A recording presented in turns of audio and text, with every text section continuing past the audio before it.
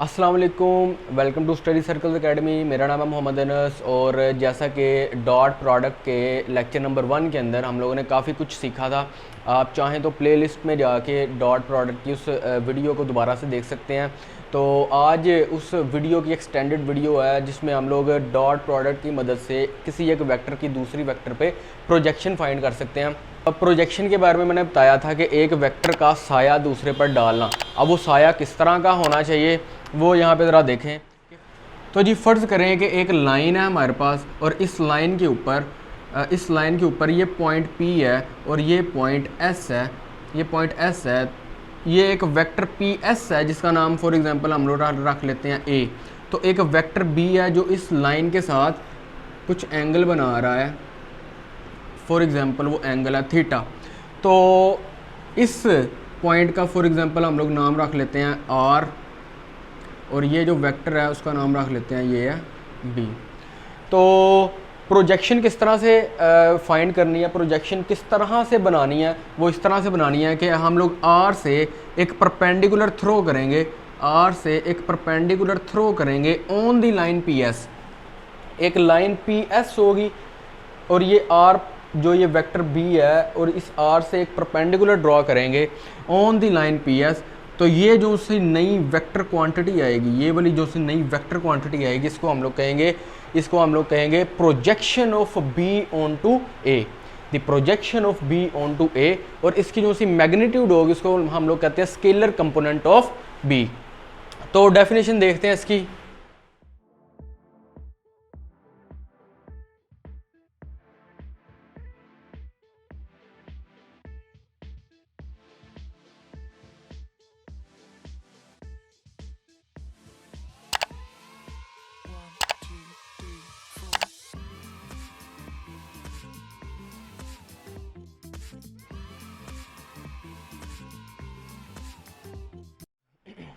तो जी डेफिनेशन कहती है the vector projection of a vector PR, ये PR वेक्टर की projection on the line PS on to the non zero vector PS is a vector PQ।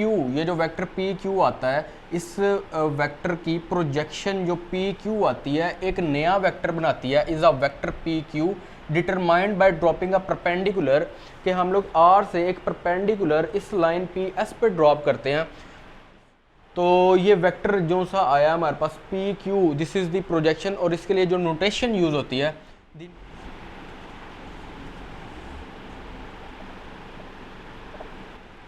जो notation use होती है for the projection, इस PQ को हम लोग लिखेंगे कि ये है projection of B on to the vector A। इसके सबस्क्रिप्ट में हम लोग छोटा सा A डालेंगे। तो this is the projection of B on to the vector A। अब इसका जो एक्सप्रेशन है वो हम लोग निकालते हैं। इसका एक्सप्रेशन फॉर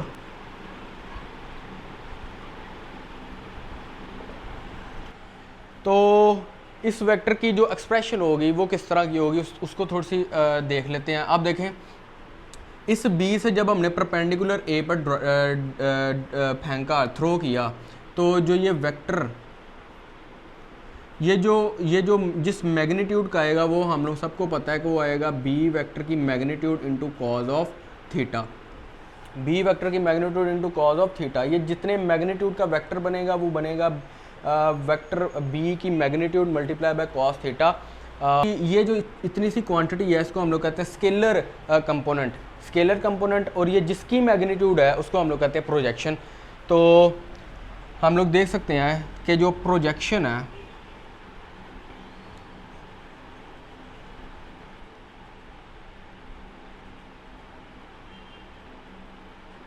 एक चीज़ जो वेक्टर की डेफिनेशन में हम लोग पढ़ते हैं कि vector is a quantity which has magnitude and direction. तो ये डेफिनेशन है किसी वेक्टर की कि ये एक फॉर एग्जांपल वेक्टर है। तो ये किस तरह से डिफाइन होगा, अगर हमें इसकी मैग्नीट्यूड का पता हो और एक इसकी डायरेक्शन में यूनिट वेक्टर का पता हो। तो इसी तरह से अगर इस वेक्टर A क्या यूनिट वेक्टर हम लोगों को पता हो, इस वेक्टर A के यूनिट वेक्टर का पता हो, तो हम लोग ये projection in the direction of A निकाल सकते हैं। वो किस तरह से निकालेंगे, ये हो गई उस वेक्टर की मैग्नीट्यूड और डायरेक्शन उसकी क्या होनी है, अलॉन्ग दी ए। तो आएगा यहाँ पे B vector magnitude into cos of theta. ये हो गई इस प्रोजेक्शन की मैग्नीट्यूड, और इसकी जो सी डायरेक्शन होनी है, इसकी जो सी डायरेक्शन है इस वेक्टर की वो अलॉन्ग दी ए है। तो हम लोग यहाँ पे इस्तेमाल करेंगे unit vector of vector A. तो यहाँ से हम लोग अगर वेक्टर यूनिट वेक्टर को आइसोलेट करें तो निकलेगा जी वेक्टर ओवर वेक्टर मैग्नीट्यूड। तो यहाँ पे अगर हम लोग सब्स्टिट्यूट करें तो निकलता है B vector magnitude cos of theta into A vector over A vector magnitude. अच्छा, यहाँ पे ध्यान देने वाली बात है कि ये जो सी चीज़ है ये पूरे की पूरी वेक्टर क्वांटिटी है।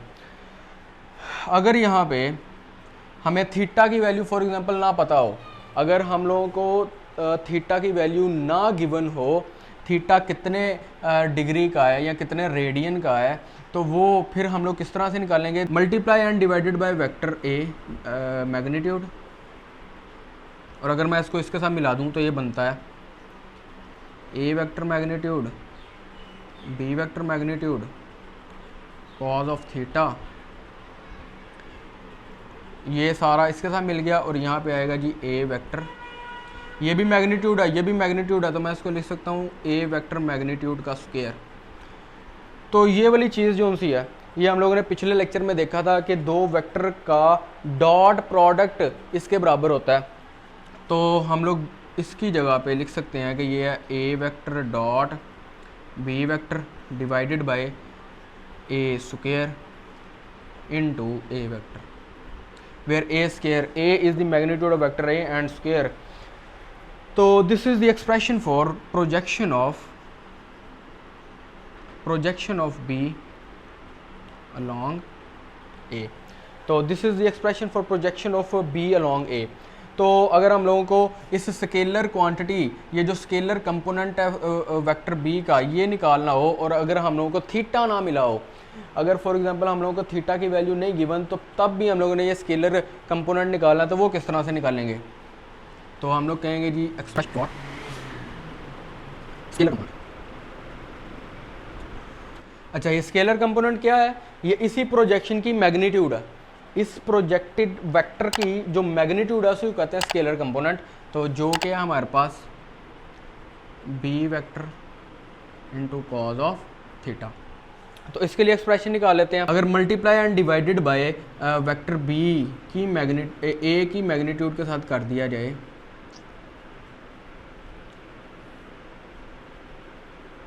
तो ये दोबारा से डॉट प्रोडक्ट की डेफिनेशन बन गई है। इसको हम लोग कहते हैं कि ये ए डॉट बी है और डिवाइडेड बाय ए, और this is A is the magnitude of vector A. अच्छा, अब ये जो क्वांटिटी आई है this is a scalar quantity. आप जब दो वेक्टर का डॉट प्रोडक्ट लेते हैं तो पिछले लेक्चर में हम लोगों ने देखा था कि एक स्केलर क्वांटिटी ही हमको मिलती है। तो this is a scalar quantity and this is the expression for scalar component of vector, scalar component of vector B in the direction of A. तो ये दो एक्सप्रेशन थे जिसमें हम लोगों ने प्रोजेक्शन फाइंड की, इसी तरह से हम लोगों ने स्केलर कंपोनेंट फाइंड किया। अच्छा, यहाँ पे थोड़ी सी बात देखने वाली है कि ये जो एंगल थीटा है ये अक्यूट भी हो सकता है और ऑब्ट्यूस भी हो सकता है। अक्यूट एंगल कौन सा, जो 90 डिग्री से कम या इक्वल होता है, और ऑब्ट्यूस एंगल कौन सा होता है, जो 90 डिग्री से ज़्यादा होता है। तो वो भी ज़रा केस यहाँ पे देख लें कि ये वो लाइन है, ये वाला केस हो गया अक्यूट के लिए, अक्यूट एंगल के लिए ये वाला एक्सप्रेशन हम लोगों ने निकाला है। तो क्या ऑब्ट्यूस के लिए भी यही वाला निकलेगा, तो जी हाँ, ऑब्ट्यूस अगर एंगल हमको दिया हो तब भी यही एक्सप्रेशन निकलता है। तो फ़र्ज़ करें ये वो वेक्टर था ए और ये वाला वो वेक्टर था फॉर एग्जांपल बी, तो आपको पता है फिर जो प्रोजेक्शन बनेगी।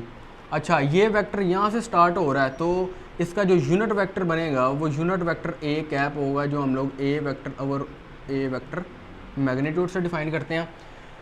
तो जो ये प्रोजेक्शन है ये इस वेक्टर के ऑपोजिट डायरेक्शन में है, तो ये जो प्रोजेक्शन बन जाएगी इस वेक्टर पे, जो ये प्रोजेक्शन बनेगी असल में वो इसके एंटी पैरेलल वेक्टर ए के पर बनेगी। तो इसका जो सी डायरेक्शन बनेगी वो माइनस ए यूनिट वेक्टर बनेगी, इस वेक्टर की जो डायरेक्शन होगी। और इसकी जो मैग्नीट्यूड होगी, फॉर एग्जांपल दो वेक्टर के दरम्यान में ये एंगल थीटा था, तो एक्चुअल में जो थीटा एंगल फाइंड करना है वो ये वाला फाइंड करना है। तो आपको पता है ये टोटल एंगल 180 डिग्री का है, इसमें से थीटा फाइंड करूँ तो ये वाला जो एंगल बनता है ये बनता है 180 माइनस थीटा। बनेगा ये हमारे पास बनेगा जी B vector magnitude into cos, जो एंगल है हमारे पास वो है 180 डिग्री माइनस थीटा। तो आप लोगों को पता है कॉस ऑफ 180 माइनस थीटा बराबर होता है माइनस कॉस थीटा के, तो हम लोग लिख सकते हैं minus B into cos of theta. अब देखें ये नेगेटिव डायरेक्शन, ये भी नेगेटिव साइन, तो जब दोनों को यहाँ पे मल्टीप्लाई करवाना है तो दोबारा से पॉजिटिव क्वांटिटी आ जानी है। जब इस डायरेक्शन और इस मैग्नीट्यूड को मल्टीप्लाई करवाना है तो दोबारा से पॉजिटिव, और यही वाली अगले वाले सारे स्टेप जो हैं वो यही वाले चलेंगे। तो कहने का मतलब है कि एंगल किसी भी किस्म का हो, प्रोजेक्शन के लिए जो सा एक्सप्रेशन होगा वो यही वाला रहेगा। तो यहाँ पे मैंने इस कंपोनेंट की बात की है जो कि इस वेक्टर के पैरेलल है। इस एक वेक्टर ये भी है जो इस वेक्टर ए पर या इस लाइन पी एस पे परपेंडिकुलर है या ऑर्थोगोनल है। तो अब इस पे बात कर लेते हैं। तो जी जैसा कि ये दोनों केसेस के अंदर प्रोजेक्शन का जो सा एक्सप्रेशन था वो सेम था। तो अब बात कर लेते हैं मैंने, अच्छा ये जो सा वेक्टर है यहाँ से लेके यहाँ तक, this is the projection of vector B on to the vector A and its magnitude इसका स्केलर कंपोनेंट ऑफ या effective component of vector B. अच्छा मैंने इस वेक्टर की बात कर ली, ये वेक्टर किस तरह से निकलेगा, ये वाला वेक्टर जो सा ये किस तरह से फाइंड किया जाएगा। तो बड़ा इजी सा है, अगर हम लोग हेड टू टेल रूल की तरफ देखें, हेड टू टेल रूल के मुताबिक अगर इस वेक्टर को क्वेश्चन मार्क माना जाए तो head to tail by head to हम लोग कह सकते हैं कि अगर जब मैं ये जो सी चीज़ थी ये थी projection of B on to the vector A, तो मैं लिख सकता हूँ कि ये जो प्रोजेक्शन है, projection of B on to the vector A plus this question mark is equals to ये बी वेक्टर, क्योंकि ये बी यहाँ पे रिजल्टेंट है इन दोनों वेक्टर्स के सम का। तो हम लोग कह सकते हैं ये जो क्वेश्चन मार्क है ये हमारे पास बनेगा जी B vector minus projection of B on to vector A. तो आज के बाद ये वाला वेक्टर प्रोजेक्शन कहलाएगा और ये वाला वेक्टर कहलाएगा जी B vector minus projection of B on to vector A. अच्छा अगर यहाँ पे इस क्वेश्चन मार्क वेक्टर को का डॉट लिया जाए, अगर हम लोग यहाँ ए वेक्टर के साथ या इसी प्रोजेक्शन के साथ, इस प्रोजेक्शन के साथ इस वेक्टर का अगर डॉट लिया जाए तो वो ज़ीरो आएगा। तो जी अगर मैं इसके साथ डॉट प्रोडक्ट लेता हूँ तो देखते हैं कि क्या ये ज़ीरो आता है कि नहीं। तो projection of B on to the vector A का डॉट लेता हूँ मैं B vector minus projection of B on to the vector A के साथ। तो ये इसका एक्सप्रेशन ये लिखा हुआ है, तो A vector dot B vector over A square into A vector, इसका डॉट ले रहा हूँ मैं, डॉट प्रोडक्ट ले रहा हूँ इसके साथ, तो निकलेगा जी बी वेक्टर माइनस प्रोजेक्शन का ये फार्मूला है over A square into vector ए।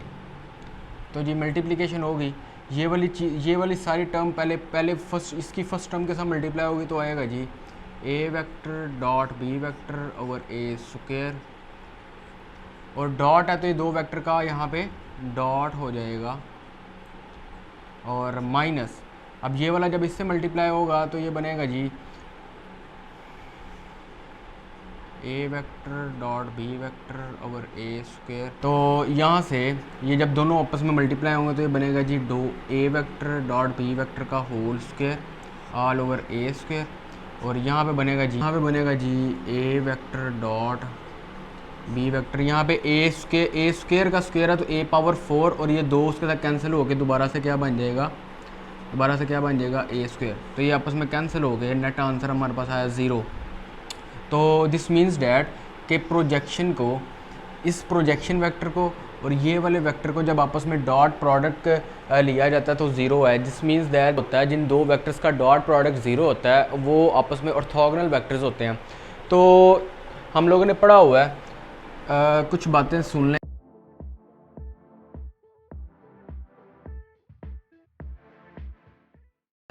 यहाँ OPX है और ये हमारे पास OPY है, ये वाला वेक्टर और ये वाला वेक्टर। तो फिर हम लोग कहते थे जो ये OP वेक्टर है इसको हम लोग इनके लीनियर कम्बिनेशन में लिखते थे, OPX प्लस OPY। और OPX आपको पता है OP कॉस थीटा था, OPY OP साइन थीटा था, वेयर OPX जो सा था ये हॉरिजॉन्टल कंपोनेंट होता था और OPY वर्टिकल कंपोनेंट होता था। तो यहाँ पे अगर देखा जाए इसी तरह से ये वेक्टर का ये हॉरिजॉन्टल कंपोनेंट माने और ये वाला वर्टिकल कंपोनेंट माने, ये वाला कंपोनेंट और ये वाला कंपोनेंट का डॉट भी 0 आ रहा है। दिस मीन्स डैट ये दोनों वेक्टर्स आपस में परपेंडिकुलर हैं, जैसे कि यहाँ पे था। तो हम लोग इस वेक्टर B को हम लोग क्या लिख सकते हैं, projection of B on to the vector A plus B minus projection of B on to A। तो ये जो सी चीज़ थी, ये वाली इतनी चीज़ जो सी है ये है पैरेलल टू A वेक्टर, और ये जो सी इतनी सारी चीज़ है ये है ऑर्थोगोनल या परपेंडिकुलर, ऑर्थोगोनल टू A। इस A के ये इतना हिस्सा जो सा ये ऑर्थोगोनल टू A है और इतना हिस्सा जो प्रोजेक्शन वाला ये पैरेलल टू A है। तो हम लोग किसी वेक्टर को उसकी प्रोजेक्शन में भी डिफाइन कर सकते हैं। तो जी क्वेश्चन है, a force F equals to 2I plus J cap minus 3K cap is applied to a spacecraft with a velocity vector V equals to V vector equals to 3I cap minus J cap. तो कहता है express F as the sum of vector parallel to V and a vector orthogonal to V। तो अभी मैंने आपको बताया था किसी भी वेक्टर को हम लोग उसके पैरेलल दूसरे वेक्टर के पैरेलल और उसके ऑर्थोगोनल वेक्टर में एक्सप्रेस कर सकते हैं। तो वो किस तरह से करेंगे, सोल्यूशन हमारे पास ये है कि जो सोल्यूशन होगा वो बनेगा G projection of force on to the vector V plus F minus projection of F on to the vector V। तो प्रोजेक्शन ऑफ F का फार्मूला हमने पढ़ा था कि होता है G F dot V over V square into vector V plus force vector वैसे ही माइनस प्रोजेक्शन का फार्मूला है F vector dot V vector over V square into V vector. तो जी F डॉट V से मुराद है कि हमने F का V के साथ डॉट लेना है, तो कंपोनेंट वाइज मल्टीप्लिकेशन 2 3 6 और plus minus minus 1 over V square से मुराद है कि V वेक्टर की मैग्नीट्यूड का स्क्वायर, तो 3 का स्क्वायर 9 प्लस 1 का स्क्वायर 1 और इनटू V वेक्टर है हमारे पास 3I minus J plus F vector है हमारे पास जी 2I प्लस जे माइनस 3K और माइनस यही वाली दोबारा से क्वांटिटी आएगी 6 minus 1 over 9 plus 1 into 3I cap minus J cap. तो G 6 minus 1 5 over 10 into 3I minus J plus 2I cap plus J cap minus 3K cap minus 5 over 10 into 3I cap minus J cap. तो G यहाँ से बनेगा 3/2, ये 5 1s are 5 2s are, तो 3/2 I cap minus 1/2 J cap ये plus ये 2I है और यहाँ से फिर से कैंसिल हो गए तो 3/2, तो 2 माइनस 3/2 इंटू I कैप, मैंने I वेक्टर कॉमन निकाला, प्लस J के साथ 1 है तो यहाँ पे J के साथ माइनस 1/2 है तो माइनस 1/2 J कैप, ये प्लस है और ये माइनस माइनस माइनस प्लस 1/2, ये J कॉमन निकला, बाकी माइनस 3K कैप, तो 3/2 I cap minus 1/2 J cap plus यहाँ से बनेगा जी 4 माइनस 3 1/2 1/2 प्लस ये बनेगा जी 2 1 2 और ये 3/2 जे कैप माइनस 3 के कैप। तो जी ये वाला वेक्टर जो सा हम लोगों ने निकाला है, तो उसने कहा था जी एफ़ को एक्सप्रेस करो vector parallel to V and vector orthogonal to V. तो ये वाला वेक्टर पैरेलल टू ये बन जाएगा जी पैरेलल टू वी और ये सारा बन जाएगा ऑर्थोगोनल टू वी। अगर आपने चेक करना है कि ये पैरेलल टू वी और ये ऑर्थोगोनल टू वी है, तो आप इनका डॉट प्रोडक्ट लेंगे तो ये दोनों आपस में ज़ीरो भी निकलेंगे। तो आप क्या कर सकते हैं, तो 3/2 को 1/2 से मल्टीप्लाई करवाया तो 3/4 आया। इसी तरह से -1/2 को 3/2 से मल्टीप्लाई करवाया तो -3/4। तो +3/4 और -3/4 कैंसिल हुए, यहाँ पे जे के कंपोनेंट नहीं है तो वो ज़ीरो। तो डॉट प्रोडक्ट जो सा ये भी ज़ीरो निकल रहा है। तो इसका मतलब है कि फोर्स वेक्टर को हम लोगों ने, तो जी हमने फोर्स वेक्टर को वेलोसिटी वेक्टर के पैरेलल कंपोनेंट और वेलोसिटी वेक्टर के ऑर्थोगोनल कंपोनेंट के अंदर एक्सप्रेस कर दिया। तो जी मिलते हैं नेक्स्ट वीडियो के अंदर, तब तक के लिए अल्लाह हाफिज़।